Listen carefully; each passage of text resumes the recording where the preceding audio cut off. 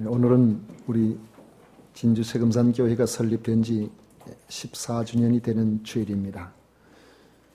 지금까지 함께하신 좋으신 우리 하나님께 영광을 올려드립니다. 또 쉽지 않은 인생의 여정을 살아가면서도 예수님을 믿는 믿음 하나로 변함없이 한 교회에서 함께 신앙생활을 해나가시는 여러분들께도 감사를 드립니다. 오늘은 특히 설립 기념주일을 맞이해서 에베소 교회에 주신 주님의 말씀을 교훈으로 받아서 주님의 피로 세우신 우리 교회를 우리가 더 든든히 세워나가고자 합니다. 이 에베소는 사도 요한이 유배된 밤모섬에서 가장 가까운 도시입니다. 직선으로는 96km 정도 떨어져 있습니다. 에베소는 당시 소아시아 지방의 수도와 같은 역할을 감당하는 정치적으로 경제적으로 매우 중요한 도시였습니다. 물론 수도는 버가모입니다만 그러나 에베소는 그 이상의 역할을 감당했습니다. 에베소는 에게해에 접한 항구 도시로서 대형 선박이 드나드는 큰 무역항이었고 소아시아의 중요 도시들과 육로로 소통이 가장 잘 되는 상업 중심 도시였던 겁니다. 에베소 교회는 바울이 3차 전도 여행 기간 주후 50년대 초 중반에 설립되었습니다. 바울이 3년간 두란노 서원에서 말씀을 강론할 때 성령께서 역사하셔서 가장 강력한 부흥의 역사가 나타났습니다. 에베소뿐만 아니라 그 일대까지 복음의 영향력이 나타났습니다. 당시에 바울 사도의 전도로 나타난 에베소 교회의 부흥은 그곳의 사람들이 주로 섬겨왔던 다이아나 여신이라는 그 지역의 대부분의 사람들 무역을 하면서 안전을 기원하고 다산을 기원하고 쾌락의 길로 나아가게 만들었던 그 신전에 거대한 다이아나 신상의 축소판을 만들어가지고 사람들에게 부적처럼 사용해서 그걸 가지고 위로를 받던 그런 일들이 흥행하여 은으로 만드는 그 다이아나 작은 신상의 세공업자들이 자기들이 더 이상 장사가 되지 않을 정도로 그곳에 많은 사람들이 예수님을 그리스도로 믿고 새로운 눈이 뜨여져서 저것은 우상에 불과하다고 그렇게 생각을 할 정도였습니다.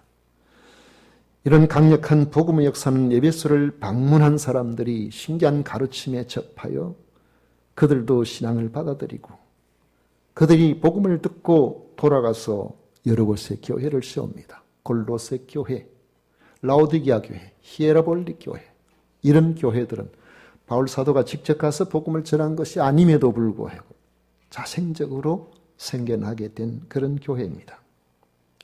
그런데 우리가 우선 주목해야 할 것은 오늘 에베소 교회에 주신 메시지의 발신자가 누구냐 하는 겁니다. 1절 말씀에 에베소 교회의 사자에게 편지하라. 오른손에 있는 7별을 붙잡고 7 금촛대 사이를 거느시는 이가 이르시되 했습니다. 에베소 교회의 메시지를 보내신 분은 바로 예수님인 겁니다.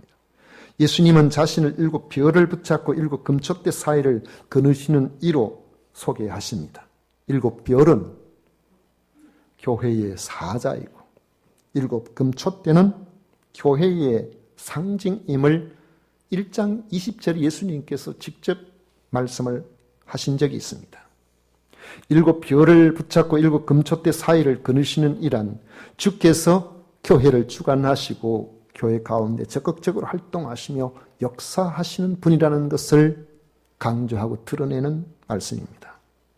7별을 붙잡다 이렇게 말씀하시는 것은 주님께서 교회를 강력하게 붙들고 계신다는 것을 의미합니다. 7 금촛대 사이로 거느신다는 것은 교회의 현장을 주님께서 직접 다니시고 간섭하시고 역사하신다는 것입니다. 교회는 주님의 십자가 피로 사신 주님의 생명이요 주님의 몸입니다. 그러하기에 주님은 교회를 방관하지 아니하십니다. 우리는 주님께서 자기 몸된 교회를 붙잡고 계시고 세밀한 부분까지도 살피시고 역사하시고 격려하시고 활동하시는 분임을 알고 교회를 귀하게 여기고 그리고 교회를 중심으로 신앙생활을 해 나가야 되는 것입니다. 주님은 먼저 교회를 칭찬하십니다. 2절 3절에 나오죠. 내가 내 행위와 수고와 내 인내를 알고 또 악한 자들을 용납하지 아니한 것과 자칭 사도라 하되 아닌 자들을 시험하여 그의 거짓된 것을 내가 드러낸 것과 또 내가 참고 내 이름을 위하여 견디고 게으르지 아니한 것을 아노라 했습니다. 주님이 칭찬하신 에베소 교회의 업적은 수고와 인내입니다.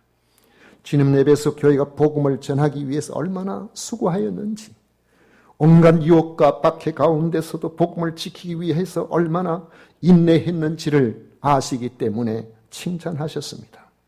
주님의 또 다른 칭찬은 악한 자들을 용납하지 아니하였다는 점입니다. 에베소 교회는 자칭 사도라 하는 자들을 시험하여 그들이 거짓된 것을 드러낼 정도로 영적으로 밝았습니다. 많은 시련 중에도 나태하지 않고 예수님의 이름을 위하여 견뎌냈습니다. 거짓된 자들로부터 진리를 수호해냈다는 것입니다. 특히 6절에 니골라 당의 행위가 나옵니다. 오직 내게 이것이 있으니 내가 니골라 당의 행위를 미워하는도다. 나도 이것을 미워하노라. 주님이 미워하시고 에베소 교회도 니골라 당의 행위를 미워하여 교회 안에 그의 행위를 용납하지 않았습니다. 니골라 당의 행위를 좀 더 구체적으로 알 수 있는 구절이 2장 14절과 15절이 나옵니다. 그러나 내게 두어 가지 책망할 것이 있나니 거기 내게 발람의 교훈을 지키는 자들이 있도다. 발람이 발락을 가르쳐 이스라엘 자손 앞에 걸림돌을 놓아 우상의 제물을 먹게 하였고 또 행음하게 하였느니라. 이와 같이 내게도 니골라 당의 교훈을 지키는 자들이 있도다 했습니다. 이 니골라 당은 우상 숭배와 부도덕한 음행의 생활 태도를 가지고 있었던 당시 이단들 중에 하나입니다. 이들은 믿음으로 구원을 받는다면은 우리의 육체의 무슨 어떤 행위나 이런 것들은 그리 중요하지 않으니까 너무 구애받을 필요가 없다고 주장했습니다. 그러다가 보니까 하나님의 말씀을 벗어나서 무분별한 방종으로 자기 자신을 드러넣어서 방종한 삶을 부추기는 이런 이들이 된 것입니다. 하지만 에베소 교회는 그것이 주님의 뜻이 아니라는 것을 알고 무분별한 방종으로 흐르는 자들의 영향에 빠져들지 않도록 했던 겁니다. 믿음으로 구원받은 사람은 구원의 열매가 나타나야 되는데 그 구원의 열매로서 믿음을 증명해내야 되는 겁니다. 그것이 바로 우리가 죄를 미워하고 성결한 삶으로 나타나도록 되어 있습니다. 예수님은 이런 에베소 교회의 모습을 칭찬하신 겁니다. 우리가 예수님을 구주로 믿는 것은 우리의 어떤 행위, 어떤 공로로 되어진 것이 아닌 걸 잘 알죠. 그래서 우리는 오직 믿음으로 구원을 받는다는 사실을 알고 믿고 그리고 주장합니다. 주님께서도 그렇게 말씀하셨고 성경에도 그렇게 되어 있습니다. 그런데 믿음으로 구원받기 때문에 우리의 행위는 그 구원에 전혀 상관이 없다라고 하니까 아무렇게나 살아도 되는 것처럼 그렇게 하는 이들이 일어나게 된 겁니다. 분명한 것은 우리가 진심으로 예수 그리스도의 십자가를 믿고 따르고 그 안에 우리의 참 믿음이 있다는 것을 드러내는 외적 증거가 우리의 삶의 변화입니다. 죄를 미워하고 하나님 기뻐하시지 않는 행위를 멀리하는 그런 삶이 나타날 수밖에 없다는 것입니다. 그런데 에베소 교회는 바로 그런 모습으로 철저하게 하나님의 말씀 가운데 성결한 삶을 살려고 애를 써왔는데 그럼에도 불구하고 이것을 칭찬하던 주님께서 에베소 교회에 내가 너한테 책망할 것이 있다. 그 말씀을 하시면서 너의 처음 사랑을 버렸다고 말씀하신 겁니다. 사람에게 가장 어려운 것이 균형 감각이라는 말이 있습니다. 균형 감각이라는 것은 한쪽으로 치우치지 않는다는 겁니다. 저도 요즘 균형 감각이 많이 시원찮아졌어요. 눈을 감고 한쪽 발을 드니까 자꾸 쓰러집니다. 그전에는 안 그런 것 같은데. 성도에게 있어서 의와 사랑의 균형도 마찬가지입니다. 의와 사랑은 동전의 양면과 같고 그것은 하나님의 성품 관계됩니다. 하나님은 너무나 거룩하신 분이기 때문에 죄라고는 절대로 용납하실 수 없는 분입니다. 그런데 하나님은 한편으로는 너무너무 사랑하시기 때문에 어떤 경우도 우리를 죄 가운데, 절망 가운데, 사망 가운데 있기를 원치 아니하시고 구원받기를 원하시는 거죠. 이 두 가지가 균형을 이루기 어려워요. 이 두 가지 문제를 같이 해결하기 어렵다는 거죠. 왜냐하면 하나님의 거룩하심에 비추어서 우리를 판단하시면 우리는 다 지옥 가야 될 사람. 하나님의 거룩하신 그 성품을 놓고 볼 때는 우리는 소망이 없습니다. 그런데 하나님은 너무너무 우리를 사랑하시기 때문에 한 사람도 지옥 가는 걸 원하지 아니하시는 겁니다.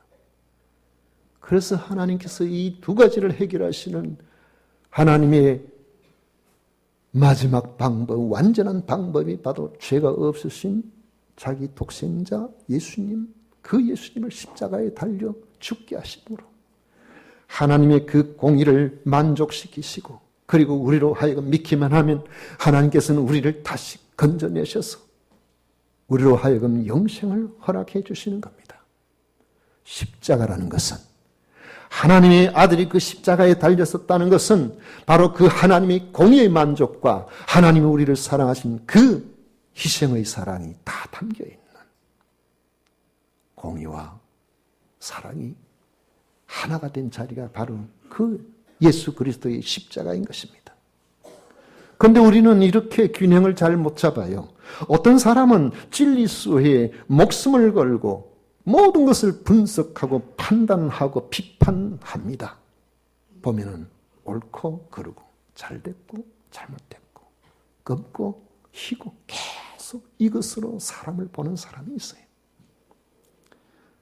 제 과거의 신학 동기 중에 벌써 세월이 30여 년이 훨씬 더 넘었는데도 그 당시에도 굉장히 총명한 그런 친구가 있었습니다. 이단과 관련된 부분이나 잘못된 사상과 관련된 이분은 거기에 대해서는 얼마나 치밀하게 잘 알고 있는지 그분한테 물어보면 그 친구한테 물어보면 웬만하면 다 알고 있어요. 그런데 세월이 지나가도 그 성질이 안 바뀌는 것 같더라고요. 지금도 저대 중간쯤에서 우리나라 저 서울서 밑에 중간쯤에서 목회하고 있는데 저한테 한 번씩 카톡을 이렇게 보내오는 자기가 강연한 그런 내용들 카톡으로 보내옵니다. 세미나나 어떤 그런 데 나가서 하는데 보면 여러 가지 이단이나 뭐 이런 부분들에 대해서 지금도 때로는 여러 강사들 중에 한 사람이 되어서 그쪽으로 전공한 대학 교수들과 함께 그래 강연한 그 내용을 보내오는데 여전히 어떤 이단, 어느 목사, 어떤 교회, 뭐가 잘못됐는지 그 부분에 대해서 말씀을 가지고 치밀하게 분석해서 정말 잘못된 걸 이야기하는 거예요. 그냥 하는 게 아니고 얼마나 치밀하게 잘하는지요. 그런데 따뜻함이 없어요. 주님이 칭찬하신 것처럼 교회는 진리를 분별하고 수호해야 할 책임이 있습니다. 그런데 그렇게 하다가 사랑을 놓쳐버리면 안 된다는 겁니다. 사랑은 교회의 본질이기 때문에 그렇습니다. 주님은 특별히 서로 사랑하라고 하셨습니다. 요한복음 13장 34절에 보면 새 계명을 너희에게 주노니 서로 사랑하라. 내가 너희를 사랑한 것 같이 너희도 서로 사랑하라. 15장도 그렇게 말씀하셨어요. 두 번이나 주님께서는 십자가를 지시기 전에 새 계명을 너에게 주노니 사랑하라. 내가 다시 말하노니 서로 사랑하라. 주님의 말씀을 받은 사도들도 이 사랑이 얼마나 중요한지를 알기 때문에 그것을 강조해서 가르쳤습니다. 바울은 고린도전서 13장에서 내가 사람의 방언과 천사의 말을 할지라도 사랑이 없으면 소리나는 구리와 울리는 괭가리가 되고, 이렇게 시작해서 마지막에는 그런즉 믿음, 소망, 사랑, 이 세 가지는 항상 있을 것인데 그 중에 제일은 사랑이라. 우리가 그토록 잘 아는 그 유명한 사랑장을 남기고 있습니다. 베드로 사도도 그렇습니다. 베드로전서 1장 22절에 보면 너희가 진리를 순종함으로 너희 영혼을 깨끗하게 하여 거짓이 없이 형제를 사랑하기 이르렀으니 마음으로 한번 따라하겠습니다. 뜨겁게 사랑하라. 다시 따라, 뜨겁게 서로 사랑하라. 베드로 사도가 노년이 되어서 이렇게 강조하고 있습니다. 사도 요한은 요한 1서란 그 짧은 편지에 이 사랑이라는 단어를 무려 39절이나 강조해서 반복하고 있습니다. 이런 가르침을 따라 에베소 교회가 시작되었을 때는 주님께서 보여주신 그 십자가 사랑과 서로 사랑하는 분부에 따라 예수님에 대한 사랑과 성도 간의 사랑이 매우 뜨거운 그런 교회였습니다. 그런데 세월이 흘러가면서 당시에 사상적 주류를 일어나가던 신플라톤주의의 영향을 받아서 영지주의, 이원론적으로 생각해요. 영은 선하고 육은 악하다. 이런 영지주의 영향이 교회로 자꾸 밀려 들어옵니다. 육체적 쾌락을 당연시하는 니콜라 당의 영향을 받은 자들이 교회에 자꾸 찾아옵니다. 자칭 사도라는 자들이 나타나서 교회의 진리를 자꾸 흐리게 만듭니다. 그렇게 하자 그들을 경계하고 진리를 사수하기에 급급하다가 보니까 사람을 볼 때 사랑의 눈으로 보지 아니하고 분별과 판단의 눈으로 보는 것이 습관이 되어버린 것입니다. 어떤 교회, 진주에 크지 않은 교회 목사님인데 저거 그런 이야기 하더라고요. 목사님 이상하게 요즘은요 새로운 교인 우리 교회 오면은 반갑지를 않아요. 왜요? 신천지에 와서 교회를 흔들어 나니까 저 또 신천지 아닌가 싶어가지고 자꾸 그 눈으로 자꾸 사람을 보려고 그렇게 하게 되더라는 것입니다. 진리를 사수하는 것이 중요한 것은 말할 것도 없지만 이것 때문에 사랑을 잃어버리면은 주님이 원하시는 교회가 되지를 못하는 겁니다. 진리를 사수하다가 사랑이 메말라버리는 것이 우리가 이해는 됩니다만 그것을 당연하게 생각해서는 안 된다는 것이죠. 이 사랑을 잃어버린 교회, 사랑이 없는 교회는 이미 주님의 교회가 아니기 때문에 그렇습니다. 그래서 주님은 말씀하십니다. 그러므로 어디서 떨어졌는지를 생각하고 회개하여 처음 행위를 가지라. 만일 그리하지 아니하고 회개하지 아니하면 내가 내게 가서 내 촛대를 그 자리에서 옮기리라. 무시무시한 이야기예요. 내 촛대를 그 자리에서 옮기리라. 어디서 떨어진 것을 생각하라. 왜 그렇게 되었는지를 진단해봐라는 거죠. 회개하여 처음 행위를 가지라. 진단이 되었으면 다시 처음 사랑을 회복하도록 해야 된다는 겁니다. 회개하지 아니하면 촛대를 옮기겠다는 말은 사랑이 없는 교회는 더 이상 주님의 교회가 아니기 때문에 그 교회는 쇠퇴하게 되고 사랑이 있는 새로운 교회를 세우시겠다는 그러한 의미가 있는 겁니다. 그래서 어거스틴은 제자들에게 이렇게 말했다고 합니다. 그대들이 진리를 한 번 강조하면 반드시 사랑은 두 번 강조하시오. 세상은 우리의 사랑을 통해서 우리가 말하는 진리를 분별할 수 있기 때문에 그렇답니다. 세상은 진리보다 우리 사랑에 더 관심이 많아요.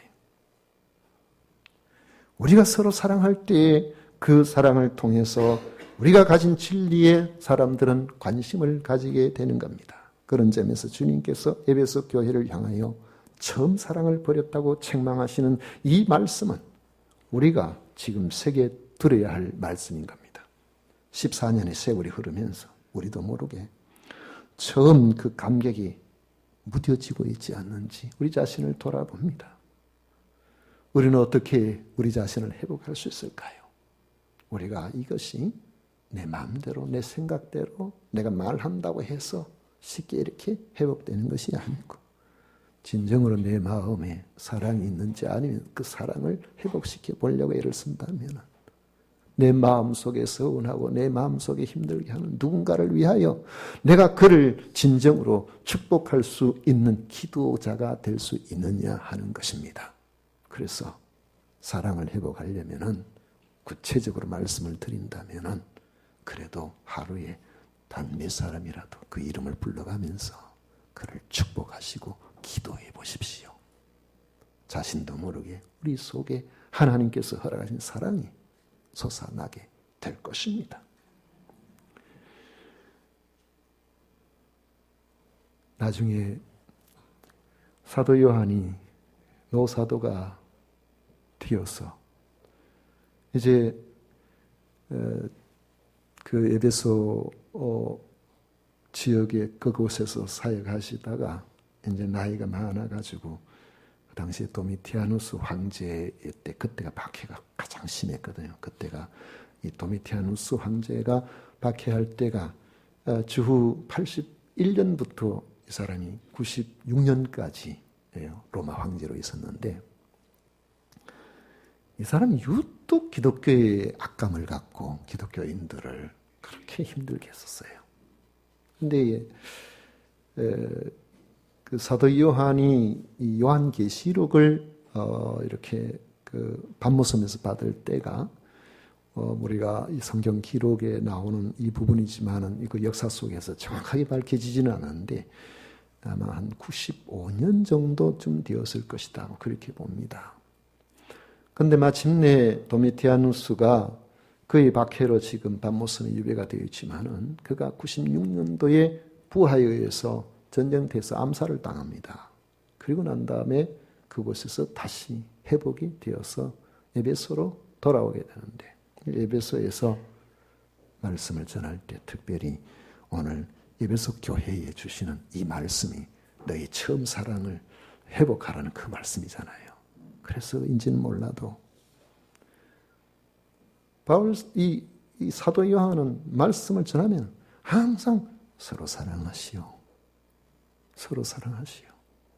나중에 기력이 떨어져가지고 어제 앉아가지고 사도님 우리에게 더 새로운 다른 말씀 주실 것 없습니까? 그래도 여러분 서로 사랑해야 됩니다. 계속 사랑하라는 이 말씀을. 그래서 여러분들이 이런 관점에서 요한복음 한번 읽어보십시오. 요한 1서 2서를 읽어보십시오. 그리고 요한계시록을 읽어보십시오. 사랑을 빼면은 이 서신이 말이 되질 않아요. 그 사랑이 그렇게 중요한 것을 알기 때문에 말씀을 맺도록 하겠습니다. 주님은 귀 있는 자는 성령이 교회들에게 하시는 말씀을 들을지어다라고 하십니다. 우리는 들어야 합니다. 그리고 지켜야 합니다. 계시록 1장 3절에 보면 이 예언의 말씀을 읽는 자와 듣는 자와 그 가운데 기록한 것을 지키는 자는 복이 있나니라고 말씀합니다. 그 복은 이기는 것이에요. 주님은 이기는 그에게는 내가 하나님의 낙원에 있는 생명나무의 열매를 주어 먹게 하리라고 하셨습니다. 생명나무의 열매를 먹는다는 것은 하나님과 성도들과 영원한 교제가 있는 천국의 삶을 누린다는 말씀입니다. 그것은 오직 주님이 주신 서로 사랑하라는 이 세 계명이 온전히 이루어지는 그런 위로와 기쁨과 사랑이 가득한 낙원이 되는 겁니다.